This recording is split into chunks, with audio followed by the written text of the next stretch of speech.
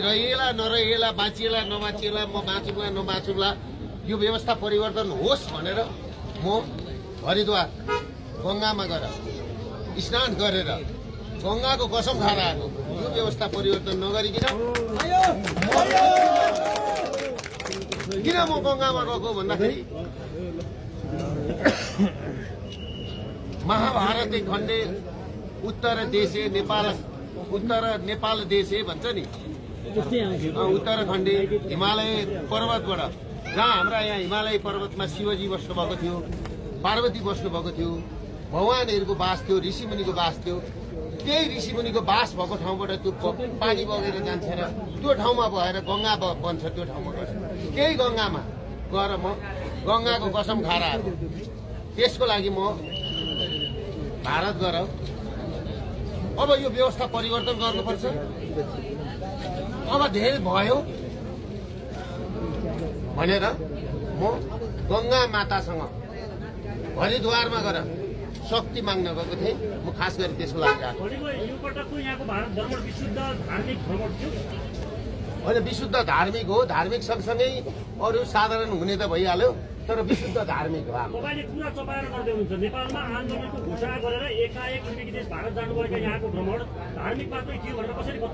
होइन, तपाईँले के भन्नुहोस् भने म दिल्ली गएको बेलामा आरजू देउपा पनि दिल्लीमै हुनुहुन्थ्यो, परराष्ट्र मन्त्री, अहिलेको सरकारको परराष्ट्र मन्त्री। उहाँले आएर नेपालमा त के भन्नुभयो तपाईँहरूलाई थाहा छँदैछ, मैले पनि उही सुनेको होइन। म त त्यसरी त्यो हिसाब किताबले गएको मान्छे पनि होइन। त्यहाँका सरकारी मान्छेसँग मेरो के भन्छ सम्बन्ध त्यस्तो छैन पनि। तर सम्बन्ध नभए पनि वैदिक सनातन धर्म सापेक्ष हिन्दू अधिराज्यको लागि र राज संस्था स्थापनाका लागि चाहिँ अब यो व्यवस्था परिवर्तन गर्नुपर्छ भन्ने हिसाब किताबमा चाहिँ नेसनल इन्टरनेसनल लागेको स्थिति मैले बुझेको छु। किनभनेदेखि यो गणतन्त्रको फलको कारणले, जस्तो तपाईँले के बुझ्नुहोस् भने संसारको सबैभन्दा शक्तिशाली देश भोलि भारत बन्ने स्थितिमा छिमेकीमा बम फ्याक्ट्री राखेर नि ऊ कसरी शक्तिशाली बन्छ, त्यो कुरा एउटा कुरा हो। र छिमेकीले छिमेकीलाई जहिले पनि सम्झाउनुपर्छ, बुझाउनुपर्छ। कुरा बुझ्नुभयो कि?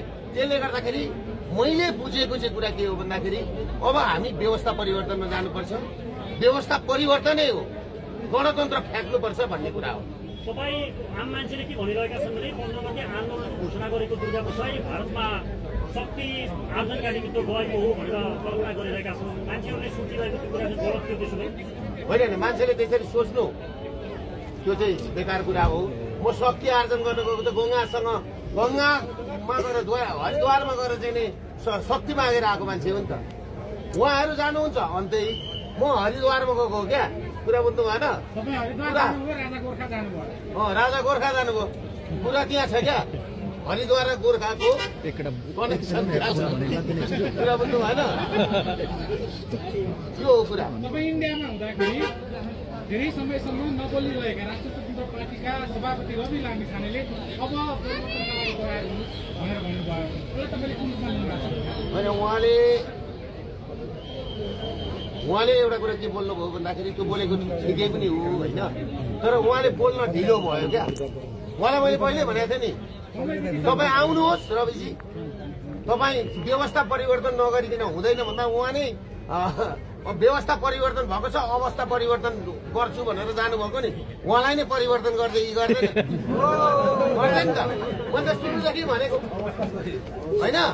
त्यसले गर्दाखेरि तपाईँले के बुझ्नुहोस् भने यो व्यवस्था परिवर्तन गर्नलाई सबैजना यो महाअभियानको, यो हामीले चलाएको महाअभियान छ नि, जुन राष्ट्र, राष्ट्रियता, धर्म, संस्कृति, नागरिक बचाउ महाअभियान हो। यो महाअभियान हो। साना साना यो पार्टीहरू भनेको तपाईँ कित्रा भए, पार्टीको काम छैन। पार्टी त सकियो त। आज गोर्खामा महाराज धिराज बोल्दै गर्दाखेरि महाराज धिराजले कति राम्रो बोल्नुभयो, सबैलाई शान्ति होस्, देश विकास होस्, तपाईँहरूले डराउनु पर्दैन भनेर राम्रोसँगले बोल्नुभयो। त्यही ठाउँमा अस्ति महाराज धिराजले बोल्दाखेरि त्यही ठाउँमा प्रचण्डहरूले के भन्नुभयो, केपी शर्मा ओलीहरूले के भन्नुभयो, कहाँ तरुणीसँग को राजा नाच्यो अरे, कहाँ को राजा कहाँ नाच्यो अरे, प्रचण्ड जस्तो मान्छेहरूले त्यस्तो कुराहरू चाहिँ आफू चाहिँ कोसँग कहिले नाचेको थिएनन्, आफ्ना छोराहरू कोसँग नाचे, आफ्ना छोरीहरू कोसँग नाचे, त्यो होइन। एमाले भित्र के छ, काङ्ग्रेस भित्र के छ होइन। काङ्ग्रेसका नेताहरूले कतिजना रखेल राखेर बसेका छन्, एमालेका नेताले कति रखेल राखेर बसेका छन्, माओवादीका नेताले कति रखेल राखेर बसेका छन्। आउन म अम्ला अम्लामा गनेर दिन्छु। राजा बोल्नु हुँदैन र जवाब दिनु हुँदैन भनेर जे पनि बोल्न मिल्छ, जो पनि बोल्ने बेल्ने त्यसले गर्दाखेरि होइन। अब गणतन्त्र प्रचण्डले ल्याएर केपीले तर खाए जस्तै तपाईँहरूले 2 वर्ष चलाएको अभियानमा लास्टमा रविले राजावादी बनेर तर खाने त होइन होइन। यस्तो व्यवस्था परिवर्तन भइसकेपछि नागरिकहरूको यो मेरो कुरा के छ भने त्यहाँ को बोल्दैछ होइन, त्यहाँ को बोल्दैछ पछाडि हाल्नु यस्तो हो क्या। मैले उठाएको मुद्दा भनेको सर्वहारा वर्ग, भुइँ मान्छे, उत्पीडन वर्ग, जो लघुवित्त पीडित छ, सहकारी पीडित छ, ब्याङ्क पीडित छ, ब्ल्याक लिस्टमा परेको छ। आज यो चटारोमा परेर घर खाली भएको छ, विदेश जानु परेको छ। विदेशमा 50 डिग्रीको तातोमा काम गरेर यही देशमा पैसा जुन पठाउँदा पनि त्यो पैसा पनि तस्करहरूले लगेको छ नि। मेरो मुद्दा भनेको आर्थिक मुद्दा हो, कुरा बुझ्नु भएन। यो मुद्दा चाहिँ आजसम्म कसैले पनि उठाएको थिएन। अहिले एकजना यो हवाईजहाजमै आउँदाखेरि एकजना कालु पाण्डे, मेरो पुर्खाहरू पनि कालु पाण्डेको सन्तान हो, तपाईँलाई म सपोर्ट गर्न आएको भनेर एकजनाले मलाई यहाँ उठिदिनुभयो। उहाँ ग्रिसबाट आउनुभएको रहेछ क्या, यो 15 गतेको लागि मलाई दिनुभएको छ। उहाँले के भन्नुभयो नि, हामीलाई त नेताले सबैले भुलिएको रहेछ, तपाईँले बिउजाइदिनु भयो, बिउजिँदा त हामी त नाङ्गै भगाएका छौँ भनेर भन्नुभयो। यो अभियानले के गर्यो भने हरेक नागरिकहरूलाई बिउजिन बाध्य बनायो, हरेक नागरिकहरूलाई बुझ्न बाध्य बनायो। म कहाँ छु, मेरो परिवार कहाँ छ। बिउजिँदाखेरि त कसैका छोराछोरी घरमा छैनन्, नाति नातिना घरमा छैनन्, अब फर्केर आउने स्थिति छैन। त्यसले गर्दाखेरि तपाईँहरूले के बुझ्नुहोस् भने यो अभियानमा कसले तर खान्छ, कसले छाली खान्छ, कसले घिउ खान्छ, कसले मह खान्छ भन्दा पनि नि यो अभियानलाई कसरी सक्सेस बनाउने भन्ने कुरा हो। होइन, रवि प्रधानमन्त्री हुन्न, मैले उठाइदिएका माग कुरा गरेँ भने म मेरो काममा गइहाल्छु नि। मलाई त्यो कुरा होइन नि त, कुरा बुझ्नु भएन। यहाँ रवि जीवीको कुरा छोडिदिनु न, कुरा सर्वहारा वर्ग, भुइँ मान्छे, उत्पीडन वर्गको कुरा हो क्या।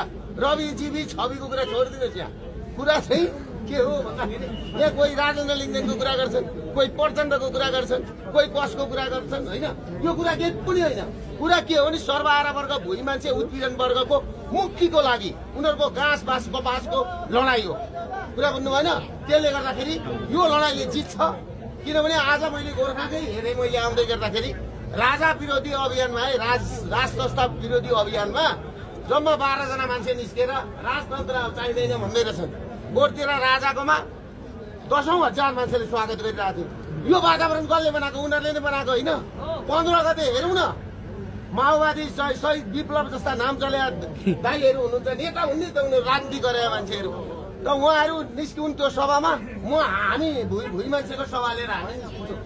भुइँ मान्छेको लिएर कसकोमा मान्छे हुँदो रहेछ। अब पनि नेपाली नागरिकले, यहाँ सुन्नुहोस्, नेपाली नागरिकले अब पनि मासु भातमा बसमा चढेर माओवादीहरूका सभा सम्मेलनमा गएछन् भने नि ती भन्दा अपराधी कोही पनि हुँदैन।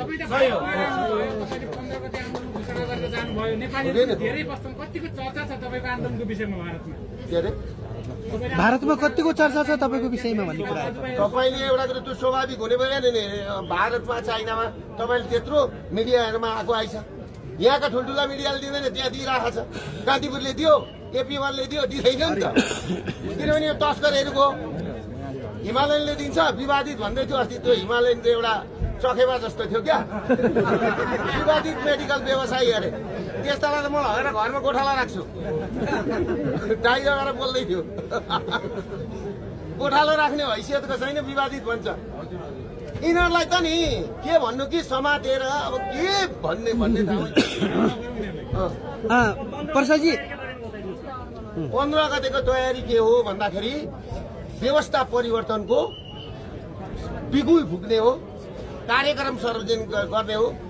त्यहाँदेखि उता हाम्रो नेपाल बन्ददेखि लिएर सबै कुरा हुन्छ। तपाईँले अहिले यहाँ राति कतिको छ कति बजेको छ अहिले 8 बज्यो होइन यी कति छन् 500 जति छन् होइन अहिले अहिले प्रचण्ड केपी ओलीहरूलाई यति मान्छे भेला गर्न नि 20 लाख रुपियाँ खर्च गर्नुपर्छ कसले बनाएको मैले बनाएको हो हिजो उहाँहरू सबै प्रचण्ड केपीका मान्छे होइन मेरो मान्छे हो मेरो पार्टी थियो हो फटाई गरेपछि अहिले के भन्छन् गणतन्त्र अप्ठ्यारोमा पर्यो भन्छन् के दुर्गा प्रसाईले पारिदिएको राजाले पारिदिएको अनि राजालाई मुख छाडेर नि गणतन्त्र जोगिन्छ दुर्गा प्रसाईलाई थुनेर गणतन्त्र जोगिन्छ जोगिँदैन प्रचण्डज्यू जोगिँदैन केपी शर्मा ओलीज्यू जोगिँदैन आर्जु भाउजू हिजो आएर यहाँ के भन्दै थिए तपाईँहरू प्रश्नै सोध्न आउँदो रहेछ तपाईँहरू के हो यो प्रश्नै रहन्छ आर्जुलाई तपाईँहरूले सोध्नु भएन होइन सरकार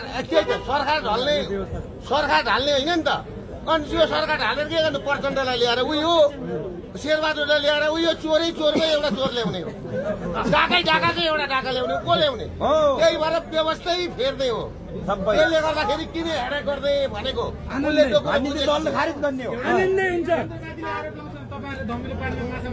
कुन गणतन्त्रवादी तिमीलाई प्रश्नै सोध्न आउँदो रहेछ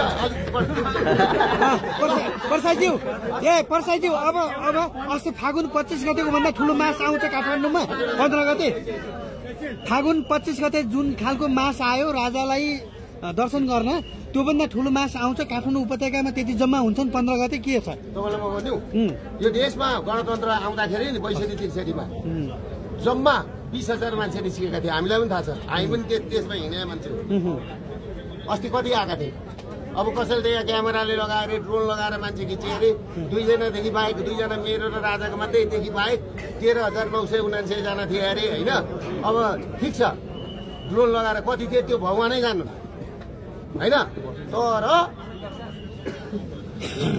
तर 15 गतेदेखि उता तपाईँले बुझ्नु भने व्यवस्था परिवर्तन हुनको लागि देश कब्जा हुन्छ त्यति हो अलिकति म तपाईँलाई प्रश्न राखेँ है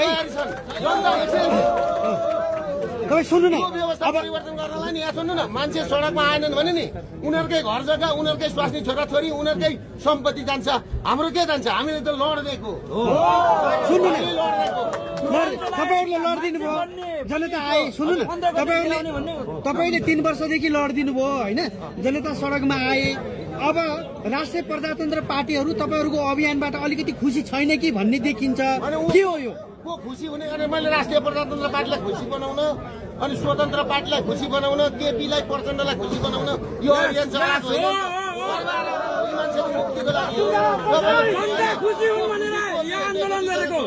होइन समाजमा एउटा होइन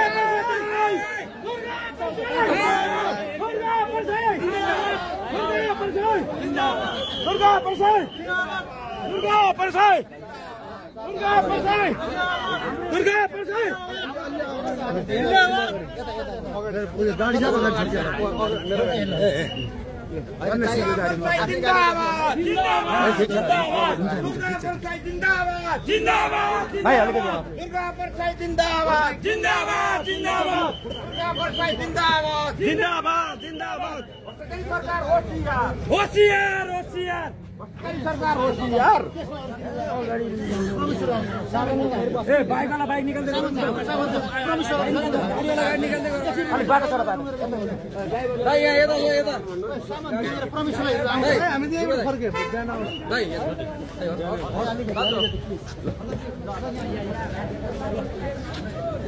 ल अब लड्नुपर्छ है भोलि भेटौँ यहाँ सुन्नु त भोलि तपाईँहरू छ नि तपाईँ अनि ए भाइ भोलि उहाँ तपाईँहरू चाहिँ बिहानै आउनुहोस् है मैले समितिमा राख्दैछु नि 10 बजे आउँछु ल फेरि पछि परिन्छ है फेरि साथी हो